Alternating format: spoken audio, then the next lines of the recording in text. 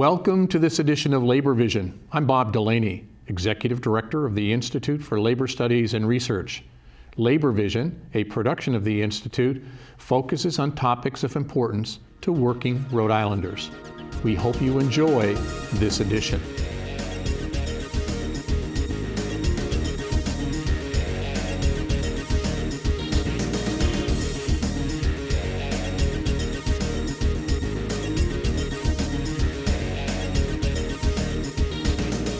Welcome to Labor Vision, a production of the Institute for Labor Studies and Research.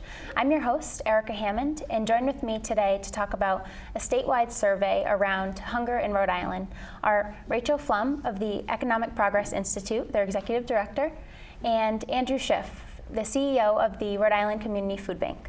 Thank you so much for joining us, guys. Glad to be here. Thanks for having us. All right.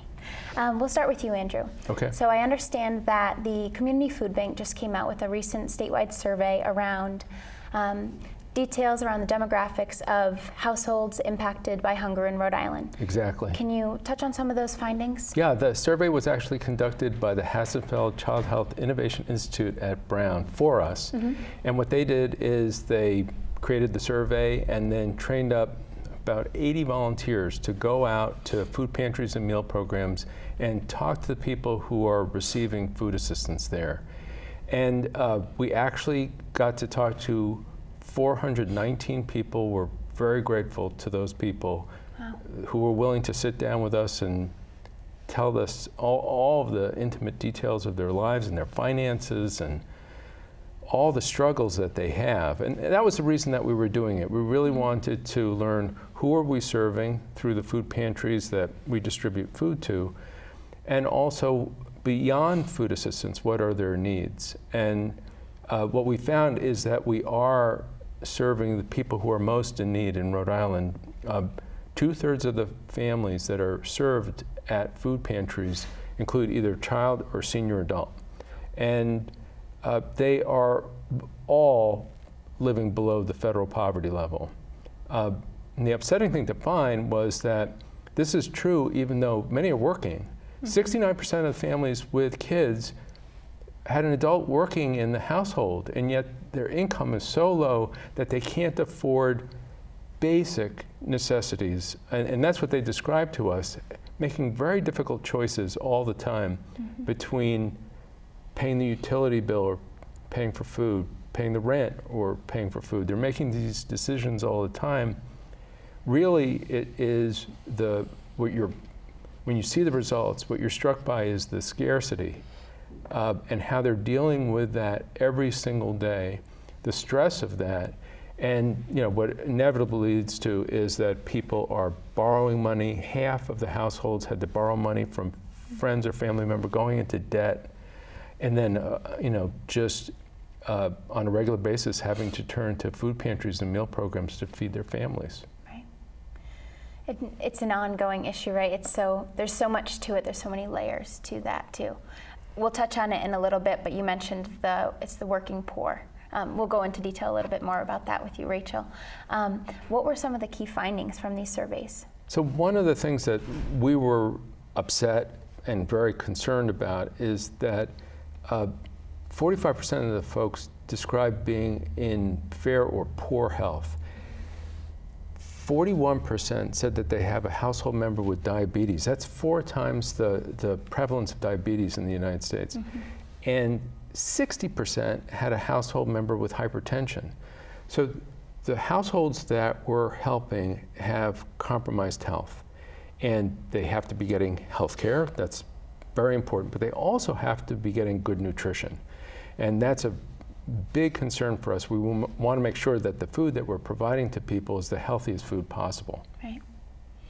Now, Rachel, can you tell us how the Economic Progress Institute interprets these findings, or what's your opinion on them? Sure. So we're really thankful that Andrew and the Food Bank did a survey like this because we're the data people, so we know what the data shows us, but it's really important to get that real face on who it is that is suffering in our state.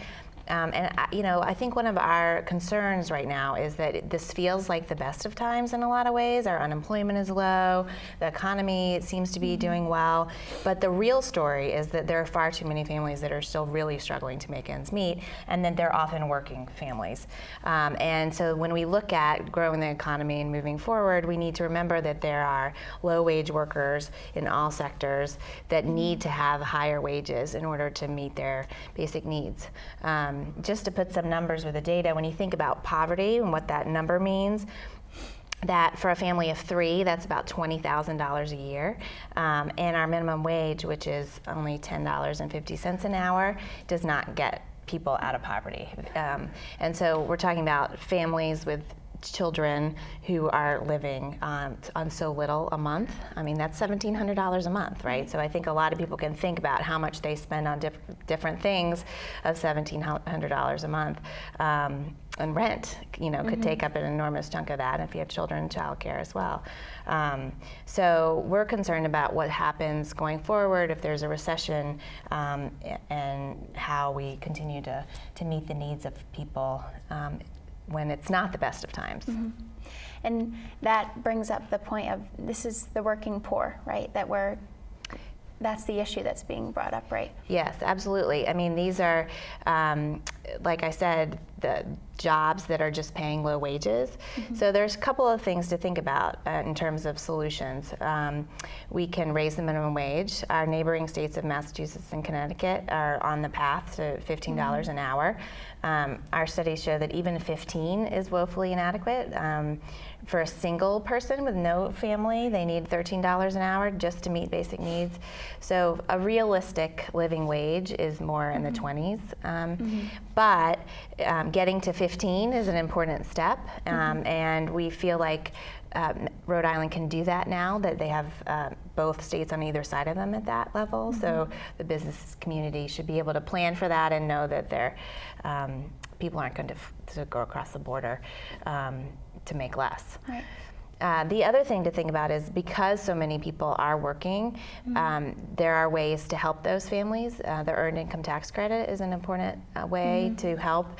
You have to be working and filing your taxes in order to get the Earned Income Tax Credit. But it means the Earned Income Tax Credit means that you get, if you owe taxes, you get a refund, and if you don't owe taxes, you get a credit. And that's a really important way for people to help meet their needs, even if it's not on a daily basis, but to pay for their car that breaks down, or to pay for if they have additional healthcare costs, or the other things that come up. Right. And I know that, Andrew, you mentioned, in addition to some of those solutions, you did mention, I think you might have mentioned that there's, in doing this research and getting these surveys, a large number of the percentage of individuals who are using the benefits of, say, the food pantries are using the benefits of the SNAP program, the food stamps.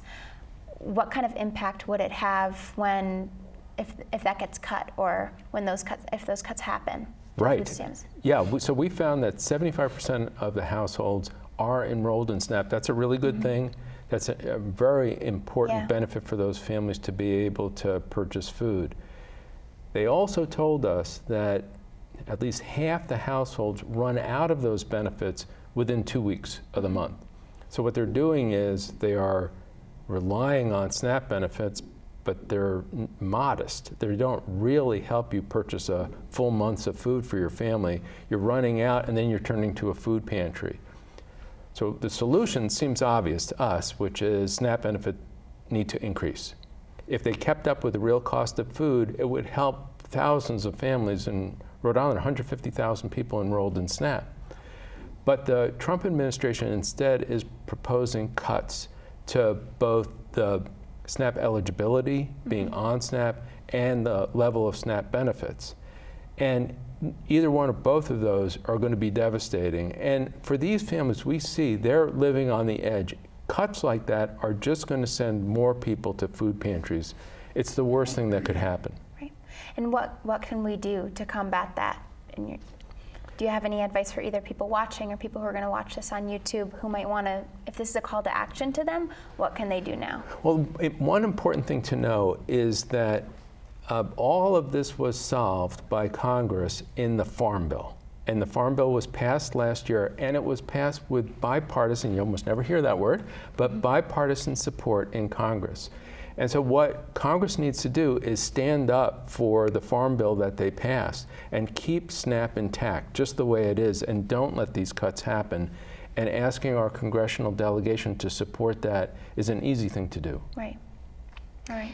And we would say that that's a much better solution than relying on the state to have to try to make up these funds. You know, SNAP is completely federally funded, so it doesn't cost the state any resources. And we all know that the state struggles to invest in programs that it wants to invest in. And so we certainly would not want this to land back on the state to have to continue to fund more of. Okay.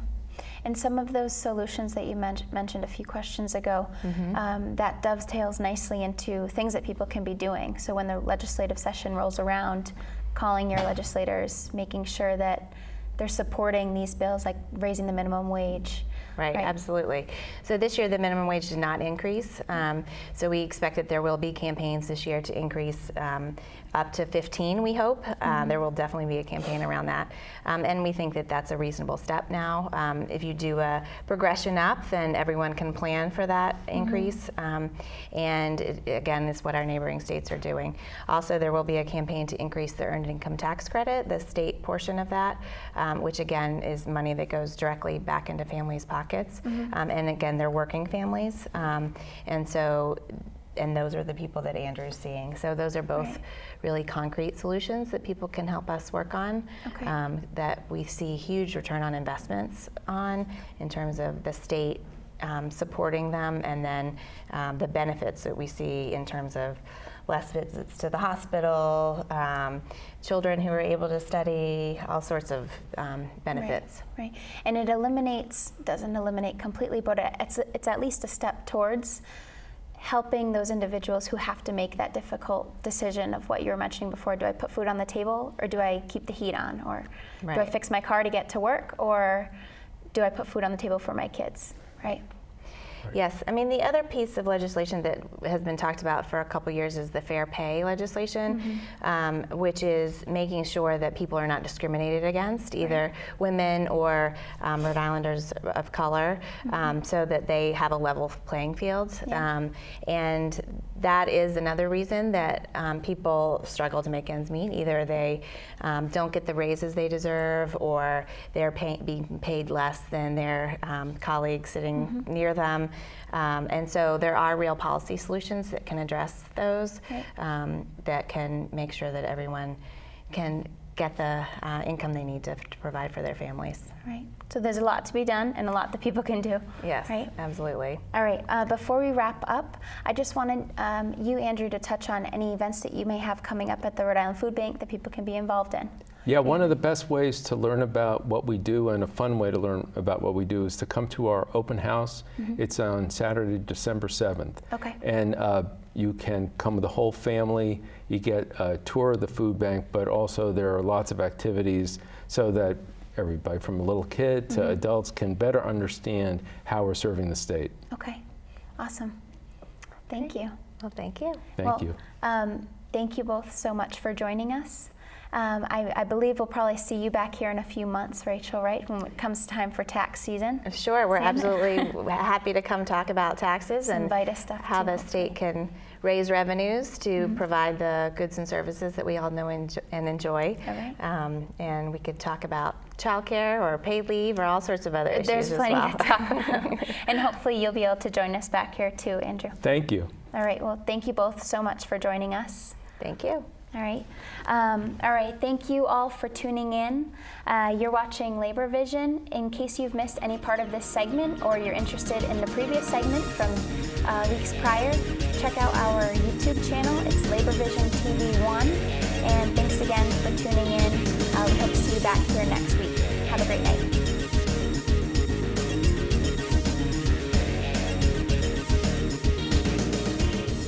Welcome to this edition of Labor Vision. I'm Bob Delaney. The Workers' Compensation Court in Rhode Island has long been considered to be a model for the rest of the country, And that's in no small part to the design of the workers' compensation system here in Rhode Island. But even more importantly are the judges that sit on the bench that spend numerous hours making sure that it runs efficiently and in the best interest of injured workers. Very lucky today to have two of the judges, the chief judge and another judge, with us today to talk about the International Workers' Compensation Fund conference that's co-sponsored with the Rhode Island Workers' Compensation Court. I'm pleased to have Chief Justice Robert Ferrieri and Judge Stephen Minicucci with us today. Welcome, gentlemen. Good morning. Good morning. Thank you. The conference has been going on for a variety of years. It used to be in Newport. I think it's in Providence on the 14th and 15th this year at the Graduate Hotel. Who should attend the conference? And first of all, why does the conference take place? There's been a cry out to have the conference. We stopped having it maybe about 3 or 4 years ago for a couple of years, and a number of people, attorneys, people from the laborers organization, people from the AFL-CIO kind of contacted me and said, we really enjoy having the conference. We learn a lot from it and we benefit from it. So we got together, we established the committee, and we decided that we were going to have it again. We loved having it in Newport. It was a great place, but it took at least an hour to get there. Correct. And if there was traffic, and now with construction on the bridge, it may be even longer. So we decided to start having it in Providence, which has been a huge success. So this will be our second year at formerly the Biltmore, now the Graduate. Who should go there? Certainly any attorneys that practice comp or that are interested in practicing comp should be there. Any insurance carriers or TPAs that are doing comp should attend the conference. Any laborers, individuals, AFL-CIO individuals, union workers who have anything to do with comp should attend the conference, because there are a number of topics that are beneficial to everyone. And it's just a good way of learning the system and how it works, and we key in on some central topics that certainly are hot topics throughout the country and certainly in Rhode Island as well. So I'd recommend anybody that has any interest in workers' compensation to attend. I noticed, I was looking at the agenda, and it's pretty extensive. Issues that the building trades have been working with on Rhode Island, and opioids are included in there. There's a variety of topics. I found one in particular that was interesting. We talk about bullying in schools and on the internet, and there's a session there on bullying in the workplace. And Stephen, I believe that you have one on the fund. Right. So one of the things that we have established here in Rhode Island is something called the Uninsured Protection Fund. This is a fund that has been set up to guard against situations where an injured worker who gets hurt on the job, unfortunately, is working for an employer who somehow falls through the cracks and doesn't have required workers' compensation insurance. So the feeling for many years was those people could never really get just compensation. They would fall into a situation where they were trying to get uncompensated care through our hospitals. So eventually society was paying the cost for these injuries, and they really weren't being taken care of, and they weren't getting anything by virtue of the fact that they were out of work to support their families. And they would have really no idea whether an employer may or may not have workers' compensation insurance. They're relying on the fact that by law, every employer in the state who has at least one employee is required to have workers' compensation insurance. So the fund essentially has been set up so that these folks can get something rather than nothing. And while they may not get a full workers' compensation menu of benefits available to them, they're going to get something to tide them and their families over until they can get back on their feet and get back to work.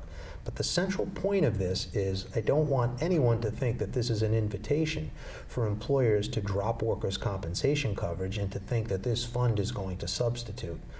What's been set up as part of this fund is a very, very aggressive program to go after the employers who are operating without the workers' compensation insurance. So they will not only end up having to pay fines and penalties to the state for operating without workers' compensation insurance, but any penny that this uninsured protection fund has to pay out to an injured worker who was hurt on their job, at their workplace, they will have to pay back to the fund in addition to costs for collection, and I'm sure it will be very, very aggressively pursued by the Attorney General's office. So we think this is a win-win for everyone, and it really fills a gap that we had in our workers' compensation system that hasn't been there for a number of years, and we have it in a posture where it's ready to go, and claims can be filed if something like this unfortunately were to happen today. I know that the work that the Institute has been doing with the courts over the years, particularly the Workers' Compensation Court, we're taking a look at the number of people that are going to court now with work-related injuries. In this economy where there are such low unemployment, there must be reflection within the court system on the caseload that you're carrying in each of the courts and with the judges. There's definitely a correlation between the unemployment rate and the amount of cases that are filed. As the unemployment rate gets higher, less cases are filed. People are working through injuries because they're afraid of losing their jobs. Now with the unemployment rate being so low and so many people working, then obviously there are more injuries and there are more filings. So we're up about 5% of our claims, but there certainly is a correlation. To follow up on what Judge Minicucci said, he will be talking about the UPF at the luncheon on November 14. I will be addressing, we have a special mediation program that the court is bringing out that will start the first week of December to mediate cases that aren't presently before the court, to give attorneys, insurance companies, and employers an opportunity on cases that haven't come before the court to put them before the court so that we can mediate them. But there are a number of other topics that I think people will benefit from attending. As you indicated, dealing with bullying in the workplace. We have Valerie Caddy is coming in, and she lectures throughout the country on this particular issue. We also have Bill O'Gara of Panone, Lopes, Devereaux, and O'Gara to come in. He's a tremendous speaker. Following up with that, we have John Caddy coming in speaking about Medicare and Medicare set-asides, which is always a hot issue.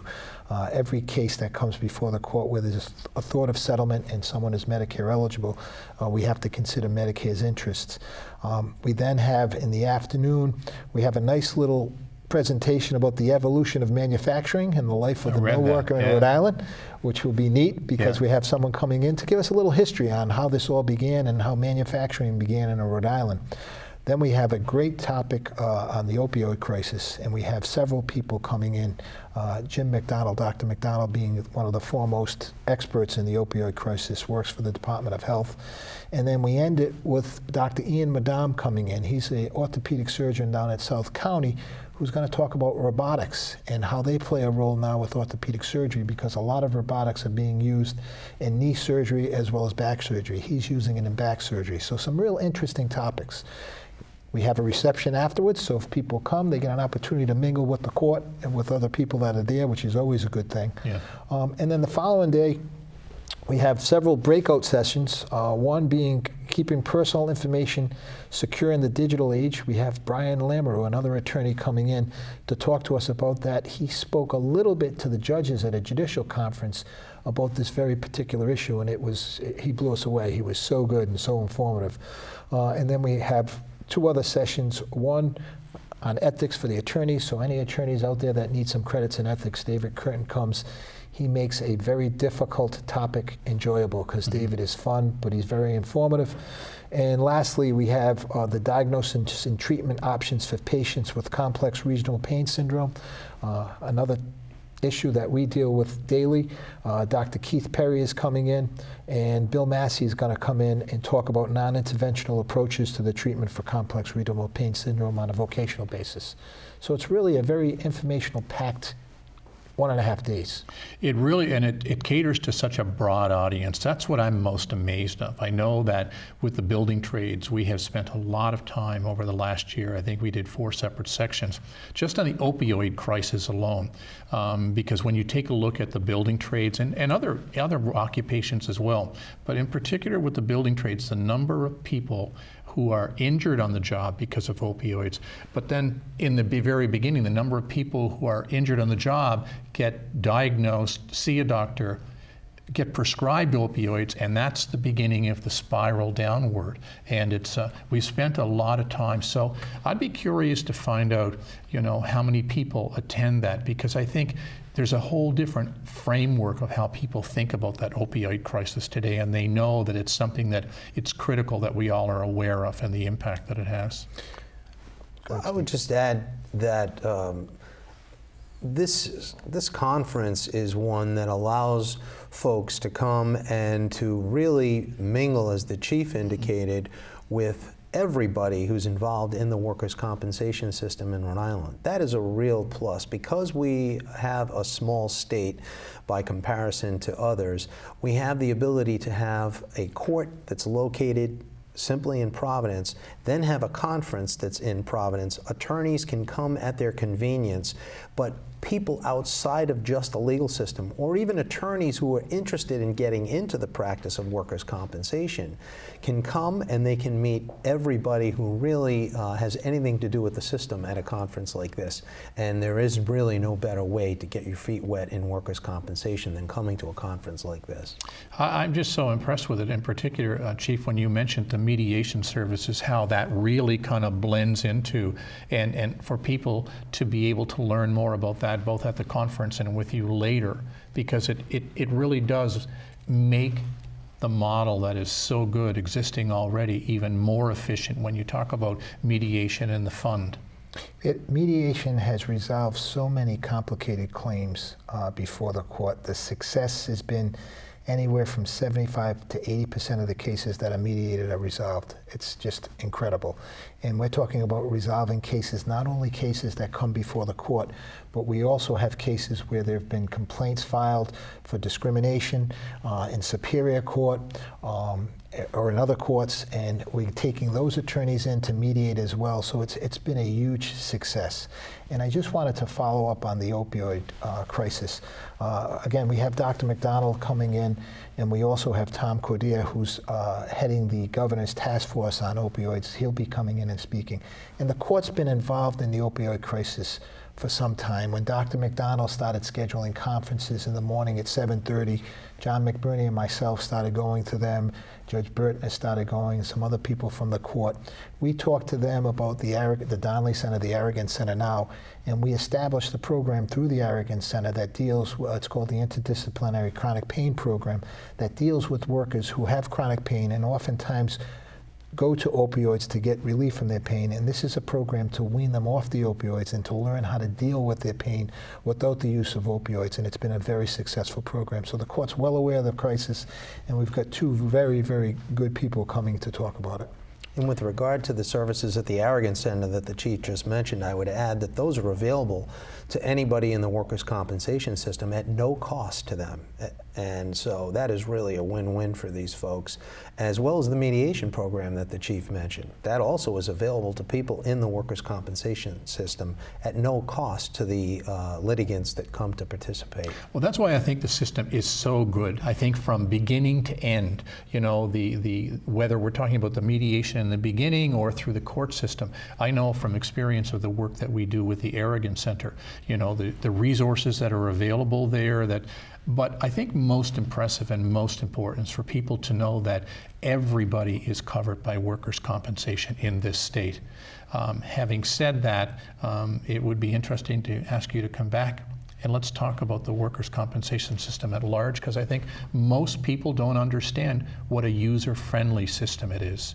Any final comments, Chief? No, we'd love to come back. We're always willing to tell our story and try to educate people about workers' comp and the workers' compensation system. And we're proud. The 9 judges that are practicing are very proud that we are probably one of the most efficient courts in the nation. So we're very proud of that, and we want to keep that trend continuing.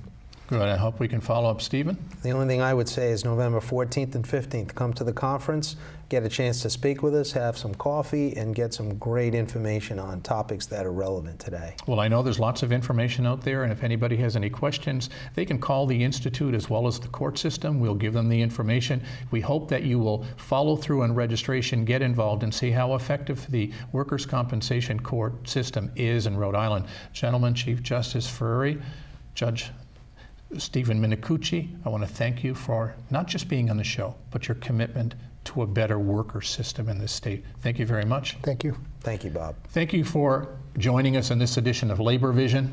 We hope you found it informative and enjoyable. Please take a look at registering for the conference.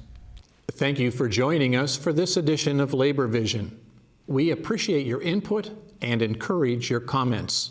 Labor Vision can be seen on this channel 3 times each week: Tuesday at 7 p.m., Thursday at 8 p.m., and Saturday at 5 p.m.